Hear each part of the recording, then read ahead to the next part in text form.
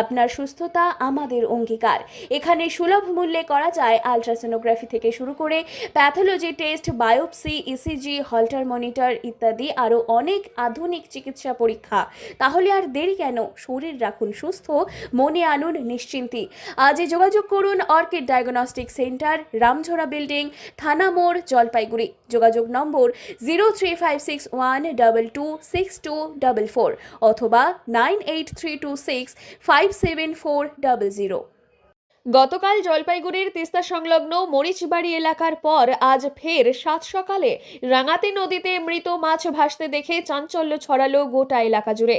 আংড়াভাষা 1 এবং 2 নম্বর গ্রাম পঞ্চায়েত এবং শালবাড়ি 1 এবং 2 নম্বর গ্রাম পঞ্চায়েতের বুক চিরে বয়ে চলা রাঙাতি নদীতে আজ ভোরে ফের মর্মান্তিক দৃশ্য ধরা পড়ে।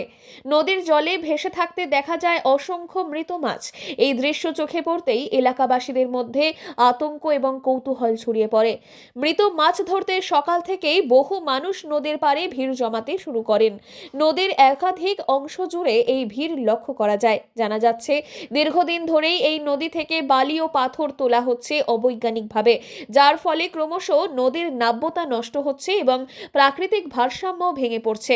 এরই মধ্যে এমন অস্বাভাবিকভাবে মাছের মৃত্যুকে ঘিরে এলাকাবাসীদের মধ্যে উদ্বেগ বেড়েছে। স্থানীয়দের একাংশের অনুমান, রাতের অন্ধকারে কেউ বা কারা ইচ্ছাকৃতভাবে নদীতে বিষ ঢেলে দিয়েছে। তবে এখনো পর্যন্ত কারা এই ঘটনার সঙ্গে জড়িত সে বিষয়ে নির্দিষ্ট করে কিছু জানা যায়নি।